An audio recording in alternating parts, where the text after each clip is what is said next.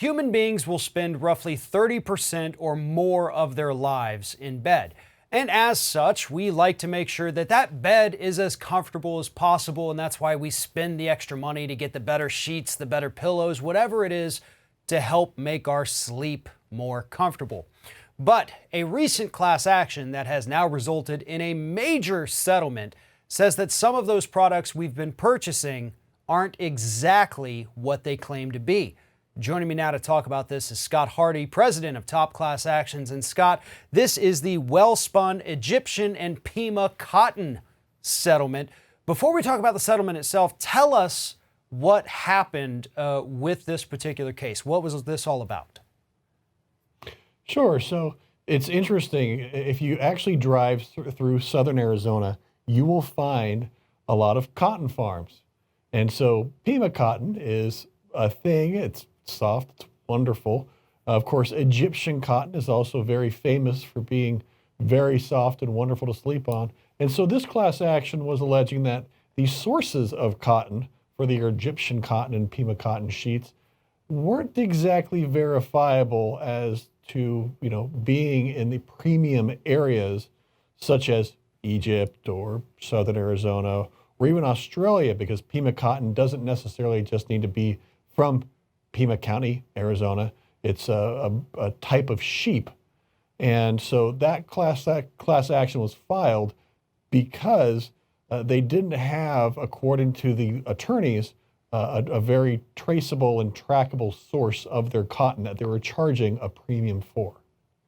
And so now the class action has led to a settlement here. And this is pretty massive. We've discussed some big settlements before. This one being for, this not necessarily authentic cotton source.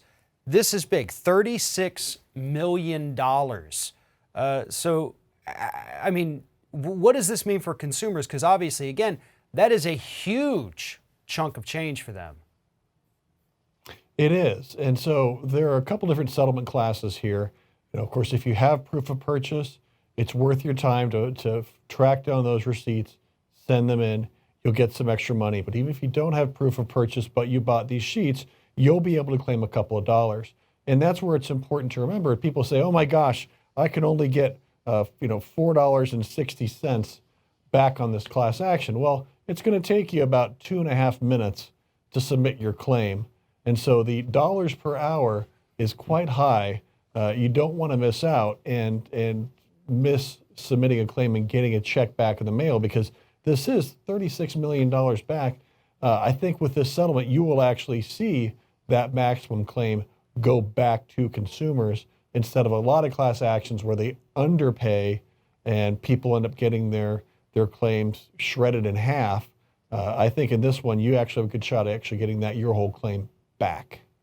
And this is another good example, too, of why it's always important for people, if you can't keep the physical receipt, either scan it in to your computer or take a quick photo of it with your phone so that you do have that there for situations like this, because you could be looking, if you have your receipt, at closer to $10, than the $4 or $5 without the receipt. So that is a big deal, and that's another reason people need to hang on to these receipts or some kind of copy of it, if at all possible. I know it's not always, but it's definitely a good habit to get into. Just take a quick photo of it with your phone, then you have it should something like this arise, especially if you buy these, at a big box store where you're also getting your groceries. We've talked about plenty of those items that have been involved in class actions. So that's a good habit for people to get into.